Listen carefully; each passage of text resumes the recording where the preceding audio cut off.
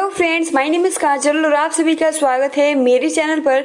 और आज की इस वीडियो में हम डिस्कस करने वाले हैं यूपीडीएलएड सेकंड सेमेस्टर सब्जेक्ट प्रारंभिक शिक्षा के नवीन प्रयास, जैसे कि हमने कल डिस्कस किया था न्यूनतम स्तर, ठीक है, जो कि बहुत ही अच्छे से डिस्कस किया था न्यूनतम मध्यम स्तर। अगर आपने प्रीवियस वीडियोस नहीं देखे हैं प्रारंभिक शिक्षा के नवीन प्रयास, तो सिंपल आपको कमेंट्स बॉक्स में लिंक मिल जाएगा प्लेलिस्ट का, या फिर सिंपल आप सर्च कर सकते हो यूट्यूब में यूपीडीएलएड सेकंड सेमेस्टर प्रारंभिक शिक्षा के नवीन प्रयास बाई अपडेट विद काजल। आप सभी को क्लासेस की वीडियोस मिल जाएंगे। चलिए फ्रेंड्स, शुरू करते हैं। आज का जो हमारा प्रश्न है बहुत ही महत्वपूर्ण है, तो आप कॉपी और पेन लेकर बैठिए और देखिए फ्रेंड्स, ये 2000 बीटीसी 2000 का पूछा हुआ प्रश्न है, ठीक है, जो कि ये प्रश्न है कि निःशुल्क तथा अनिवार्य शिक्षा अधिनियम के अंतर्गत बच्चों के प्रवेश हेतु विद्यालय एवं शिक्षकों का क्या दायित्व रहता है, इसको आज के इस वीडियो में हम डिस्कस करेंगे। तो वीडियो को लाइक कर दीजिए और अपने फ्रेंड्स मित्रों को शेयर कर दीजिए। और अगर आप पहली बार चैनल पर विजिट कर रहे हो तो चैनल को सब्सक्राइब कर सकते हो, क्योंकि हम यूपीडीएलएड से रिलेटेड जितनी भी क्लासेस है प्लस जितनी भी इंफॉर्मेशन है इस चैनल के माध्यम से आप सभी को प्रोवाइड करते हैं। तो चलिए शुरू करते हैं।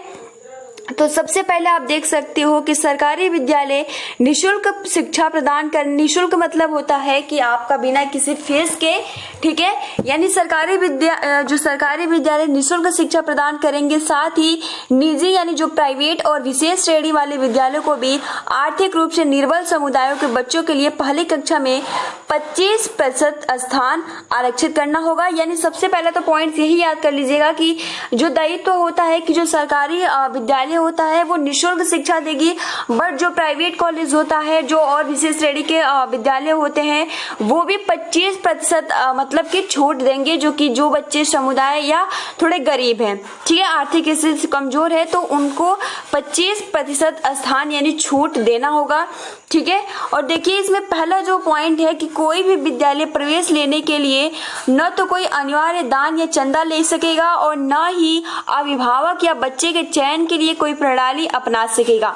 यानी यहाँ पे कहा जा रहा है, पहला आपका फर्स्ट लाइन जो कह रहा है कि कोई भी विद्यालय यानी कोई भी सरकारी हो गया, निजी हो गया या किसी भी श्रेणी का हो गया, यहाँ पे कहा जा रहा है कि प्रवेश लेने यानी एडमिशन लेने के लिए न तो कोई अनिवार्य दान या चंदा ले सकेगा और न ही उसके अभिभावक या बच्चे के चयन के लिए कोई प्रणाली अपना सकेगा। प्रवेश देने के लिए अनिवार्य रूप से चंदा या दान लेने की स्थिति में उसे 10 गुना अर्थ दंड देना पड़ सकता है और चयन प्रणाली अपनाने के लिए पहली बार ऐसा करने पर रुपए 25,000 और उसके साथ अपनाई गई हर प्रक्रिया पर 50,000 दंड देना होगा। और यदि कोई स्कूल पूर्व प्राथमिक शिक्षा भी प्रदान कर रही है तो उसे इन कक्षाओं में सीटें आरक्षित करनी होगी और इन बच्चों के खर्च और राज्य सरकार वहन करेगी। तो फ्रेंड्स, आप देख सकते हो कि कोई भी विद्यालय अगर किसी बच्चे का एडमिशन ले रही है तो वो किसी भी दान या चंदा को नहीं लेगी, कोई भी प्रणाली नियम सिस्टम नहीं बनाएगी कि आपको इस तरीके से आपको पूरा एडमिशन करवाना होगा, नहीं तो उसके लिए मतलब बहुत ज्यादा आप दंड देख सकते हो कि 25,000 रुपए देना होगा, ठीक है। और उसने जो प्रक्रिया यानी जो प्रोसीजर उसने अपनाया है उस पे उसको 50,000 रुपए देना होगा। तो फ्रेंड्स, आपके विद्यालय में अगर इस तरीके से कुछ भी हो रहा है तो आप जरूर शिकायत कीजिए, ठीक है। सेकंड जो है वो है बच्चे की उम्र का निर्धारण जन्म प्रमाण के द्वारा किया जाएगा, जो कि जन्म, मृत्यु एवं विवाह पंजीकरण 1986 के अनुसार दिया जाएगा। लेकिन प्रमाण पत्र के अभाव में किसी भी बच्चे को प्रवेश देने से इनकार नहीं किया जाएगा। सबसे महत्वपूर्ण ये पॉइंट्स है, यानी अगर कोई बच्चा मतलब कि आपने देखा होगा कि बहुत ऐसे बच्चे होते हैं जिनका जन्म का सर्टिफिकेट होता है, बट ऐसे भी बहुत सारे बच्चे होते हैं जिनका जन्म का सर्टिफिकेट नहीं होता है। तो इस आधार पर उनको ये नहीं कि उनको एडमिशन नहीं दिया जाएगा, उनको नहीं बोला जाएगा कि आपके पास जन्म सर्टिफिकेट नहीं है, सबसे पहले आप जन्म तिथि वाला सर्टिफिकेट लेकर आइए, तभी आपका एडमिशन करवाया जाएगा, ठीक है। यानी उसका अगर जन्म प्रमाण पत्र नहीं भी रहता है तो उसको एडमिशन लेने से रोकना नहीं है, ठीक है। ये 1986 के अनुसार ऐसा दिया गया है। लेकिन हाँ, अगर किसी के पास जन्म प्रमाण पत्र है तो वो एडमिशन के टाइम जरूर दिखाए।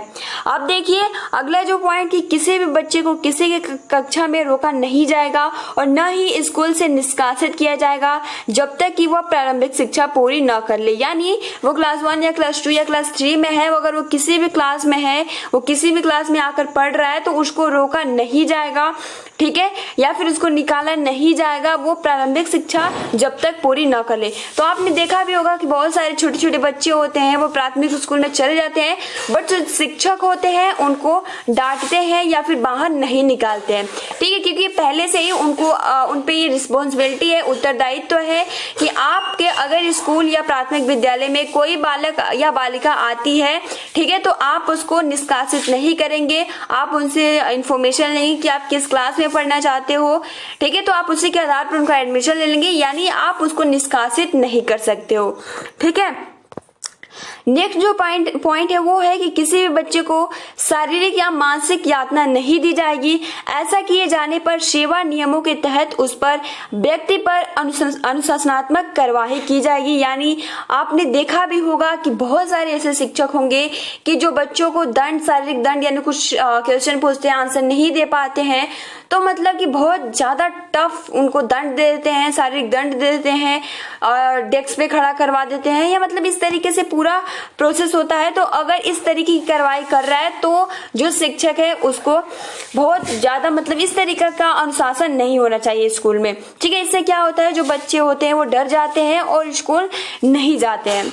अगला जो पॉइंट है कि अनुदान न पाने वाले निजी स्कूलों को छोड़कर सभी स्कूल एक प्रबंधन समिति का गठन करेगी, यानी एक बैठक बैठाएगी और इस समिति में स्थानीय सरकार के चुनाव। फ्रेंड्स, आप सभी से एक क्वेश्चन है, जैसे कि हमने शुरू में ही पूछा था कि जो प्राथमिक विद्यालय होता है उसके निवासी स्थान से उसका जो प्राथमिक विद्यालय है वो कितने दूर पे होना चाहिए, और अगर वो क्लास 6 से क्लास 8 के बीच में है तो उसका जो विद्यालय है वो कितनी दूरी या कितने किलोमीटर होना चाहिए। ये आपको आंसर कमेंट्स बॉक्स में करना होगा, ठीक है। तो देखिए यहाँ पे ये कहा जा रहा है कि इस समिति में स्थानीय सरकार के चुने हुए प्रतिनिधि और स्कूल के नामांकित बच्चों के अभिभावक होंगे। कुछ सदस्यों में 3/4 सदस्य अभिभावकों में से होंगे। वांछित और कमजोर तबके से तथा महिलाओं से प्राप्त प्रतिनिधित्व होगा और इस समिति के जो अग्र कार्य होंगे, सबसे पहला जो इस समिति का कार्य होगा स्कूल के कार्यों का अनुश्रवण करना और स्कूल विकास की योजना बनाना और संस्तुति करना, और अगला कि सरकार या स्थानीय सरकार अथवा अन्य कहीं से प्राप्त अनुदान के खर्चों का अनुश्रवण करना और अन्य सुझाए गए कार्यों को रोकना। तो फ्रेंड्स, ये पूरा इस समिति का वर्क हो जाता है, यानी आप कह सकते हो कि स्कूल प्रबंधन समिति द्वारा बनाई गई स्कूल विकास की योजना राज्य सरकार और स्थानीय सरकारों पर अनुदान देने का अधिकार बनेगी। अब देखिए यहाँ से पॉइंट हो रहा है कि शिक्षकों के दायित्व तो क्या क्या होंगे। तो शिक्षकों का जो रिस्पॉन्सिबिलिटी होता है, पहला सबसे महत्वपूर्ण है कि नियमित समय से स्कूल में उपस्थित होना, क्योंकि अगर स्कूल या कॉलेज में अगर जो शिक्षक होता है वही अनुपस्थित रहता है तो फिर जो बच्चे होंगे वो भी उसी के तरह अनुकरण करेंगे। उनका कहना होगा कि जब हमारे शिक्षक इस टाइम आ रहे हैं तो हम भी इसी टाइम आएंगे। तो सबसे पहला तो रिस्पॉन्सिबिलिटी शिक्षक पे बनता है कि वो टाइम पे स्कूल पे पहुंचे। दूसरा जो पॉइंट कहता है कि पाठ्यक्रम के अनुसार पढ़ाना, उसे पूरा, यानी जो उसका पाठ्यक्रम है उसी के बेस्ड वो पढ़ाएगा, उसी के अकॉर्डिंग पढ़ाएगा, उससे बाहर कुछ नहीं। तीसरा जो पॉइंट कहता है कि निर्धारित समय में पाठ्यक्रम को पूरा करना है, क्योंकि इसका कालांश होता है, टाइमिंग दी जाती है, ठीक है, जिसे हम औपचारिक शिक्षा कहते हैं, ठीक है फ्रेंड। तो ये एक क्या होता है कि एक निर्धारित समय में पाठ्यक्रम को पूरा करना होगा, क्योंकि आप सभी को पता है कि अभी अगर हम आपके डीएलएड बीटीसी का प्रशिक्षण की बात करें तो ये क्या है, एक निर्धारित समय दिया गया है कि आपको 6 मंथ के बाद आपका एग्जाम करवा लिया जाएगा। बट अभी आप देख सकते हो कि जो स्थिति है वो बेहद ही इसके विपरीत है, ठीक है। उसके बाद देखिए प्रत्येक बच्चे को सीखने की योग्यता का आकलन करना होगा, यानी जो कुछ भी बच्चा सीख रहा है उसकी योग्यता का आकलन, जांच करना है, मूल्यांकन करना है कि क्या वो सीखा है और क्या अभी उसमें कमी रह चुकी है। अगला जो पॉइंट कि नियमित अभिभावक बैठकें आयोजित, यानी बैठकें होंगी, जैसे कि ऊपर हमने डिस्कस भी किया था, जो उनके अभिभावक होंगे, जो उनके घर वाले होंगे, उनके बैठकें करवाई जाएंगी और बच्चों की नियमितता, उपस्थिति, सीख में प्रगति के बारे में चर्चा करना होगा। इसके अतिरिक्त बताए गए अन्य दायित्वों को भी निभाना होगा। इस अधिनियम को लागू होने के 6 महीने बाद राज्य सरकार और स्थानीय अधिकारियों को यह सुनिश्चित करना होगा कि शिक्षक छात्र अनुपात अधिनियम की अनुसूची के अनुसार हर एक स्कूल में होगा और इसके लिए गैर शैक्षणिक कार्यों, यानी सिर्फ जनगणना, चुनाव और आपदा राहत को छोड़कर यानी शैक्षणिक कार्यों से शिक्षकों को हटाया जाए और नियुक्ति करने वाले अधिकारियों को यह ध्यान रखना होगा कि विद्यालय में शिक्षकों की कुल रिक्तियां स्वीकृत पदों से 10% अधिक नहीं रहे। तो फ्रेंड्स, यहाँ पे आज के इस वीडियो में हमने जाना कि जो शिक्षक होता है, जो उसके मतलब कि अभिभावक या जो सरकार होती है, उन पे क्या रिस्पॉन्सिबिलिटी होती है, किस तरीके से वो निःशुल्क और अनिवार्य शिक्षा अधिनियम के अंतर्गत बच्चों का किस तरीके से उनका ध्यान रखना है, किस तरीके से एडमिशन लेना है, जो कि आप सभी को बहुत ही आसानी से समझ में आ गया होगा। अब जैसे कि फ्रेंड्स आप सभी को हम बता दें कि जिस तरीके से हम ये डिस्कस करते हैं, पहले हम डिस्कस कर लेते हैं, फिर आप सभी को हम ये डिस्कस करते हैं कि आप सभी की क्वेश्चन 2 ही नंबर का होता है, तो क्या हम पूरा लिखेंगे। तो चलिए इस पे हम आप सभी को बता दें कि आपको किस तरीके से क्या लिखना होगा। सबसे पहले अगर आप सभी को ये प्रश्न दे दिया जाए कि निःशुल्क और अनिवार्य शिक्षा अधिनियम के अंतर्गत बच्चों के प्रवेश हेतु विद्यालय एवं शिक्षकों के क्या दायित्व निर्धारित होंगे, तो फ्रेंड्स सबसे पहले तो आप देख सकते हो कि जो इसमें सबसे महत्वपूर्ण जो पॉइंट है कि जो सरकारी विद्यालय होगा और निःशुल्क विद्यालय यानी जो होगा वो शिक्षा प्रदान करेंगे। साथ ही जो प्राइवेट कॉलेज है, जो अन्य श्रेणी के विद्यालय हैं, वो भी जो भी बालक की अगर आर्थिक स्थिति ठीक नहीं है तो वो 25% की छूट रखेंगे। आप देख सकते हो 3 से 4 लाइन हो गई, ठीक है। और उसके बाद कि कोई भी विद्यालय प्रवेश लेने में मतलब कि कोई भी मतलब कि दान चंदा नहीं ले सकेगा, ठीक है। और उसके बाद अगर वो दान चंदा लेता है तो 25,000 के रुपए, और जो भी वो प्रोसीजर यानी प्रक्रिया किया है उस पे उसको दंड 50,000 रुपए देना होगा। ये पॉइंट हो गया। उसके बाद देखिए उसका जन्म प्रमाण पत्र अगर नहीं रहता है तो उसको स्कूल से निष्कासित नहीं किया जाए, उसको एडमिशन दे दिया जाए। और देखिए इसमें जो महत्वपूर्ण पॉइंट्स है कि उनको शारीरिक दंड न दिया जाए, ठीक है। इतना बस आपको लिख देना है। आगे बढ़ते हैं। आगे बढ़ने के बाद देखिए शिक्षकों का क्या दायित्व रहता है, इस पे ध्यान देना है।